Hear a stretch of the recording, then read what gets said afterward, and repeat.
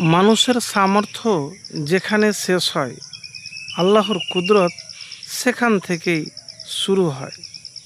তো প্রিয় ভাই, এই আমল 3 দিন করে দেখুন এক ধ্যানে, এবং এই দোয়া বেশি বেশি করে পড়বেন, বেশি বেশি করে আপনি পড়বেন। তো কোন দোয়ার কথা বলবো আপনাকে, হয়তো দোয়াটি জানেন।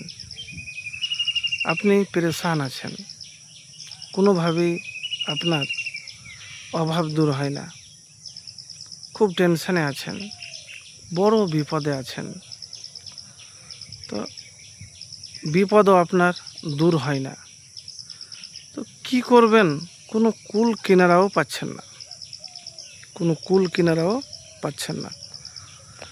তো প্রিয় ভাই, আমি যে আজকে কথা বলবো, ভিডিওটি শেষ পর্যন্ত দেখবেন।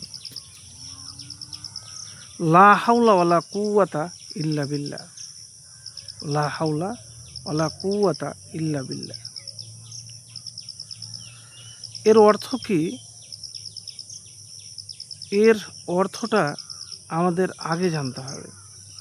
আমি প্রত্যেকটা ভিডিওতে বলি যে যখনই কোনো দোয়া করবেন, তো তখন আপনি অর্থ বুঝে দোয়া করবেন। আমল করলে হবে না, আপনাকে বুঝে শুনে সঠিকভাবে করতে হবে। তো লা হাওলা ওয়ালা কুওয়াতা ইল্লা বিল্লাহ এর অর্থ হলো কোনো শক্তি বা ক্ষমতা নেই আল্লাহর শক্তি ও ক্ষমতা ছাড়া। কথা বুঝতে পেরেছেন? যে এর অর্থ হলো যে লা হাওলা ওয়ালা কুওয়াতা ইল্লা বিল্লাহ, কোনো শক্তি বা ক্ষমতা নেই আল্লাহর শক্তি ও ক্ষমতা ছাড়া। এটি মানুষের সীমাবদ্ধতা নির্দেশ করে যে কোনো কিছুই মানুষের নিয়ন্ত্রণে নয়, সব কিছু আল্লাহর হাতে। এই কথার মাধ্যমে একজন মুমিন স্বীকার করে যে সকল শক্তি ও সাফল্যের উৎস একমাত্র আল্লাহ। এই জিকির মানুষকে আল্লাহর প্রতি নির্ভরশীল হতে শেখায়, তার কাছে সাহায্য প্রার্থনা করতে উৎসাহিত করে। তো প্রিয় ভাই, এর হাদিসের ফজিলতটা কি সেটাও একবার বলবো। যে মহানবী সাল্লাল্লাহু আলাইহি ওয়াসাল্লাম বলেছেন, যে ব্যক্তি লা হাওলা ওয়ালা কুওয়াতা ইল্লা বিল্লাহ পড়ে, জান্নাতের ধন সম্পদের একটি। বুখারী শরীফ হাদিস নাম্বার 4202 নাম্বার।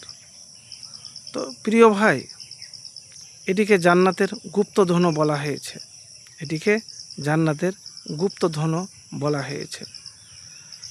অভাব অনটনে আছেন, পেরেশানিতে আছেন, জটিল সমস্যায় আছেন, সব সমস্যা জীবন থেকে দূর হয়ে যাবে।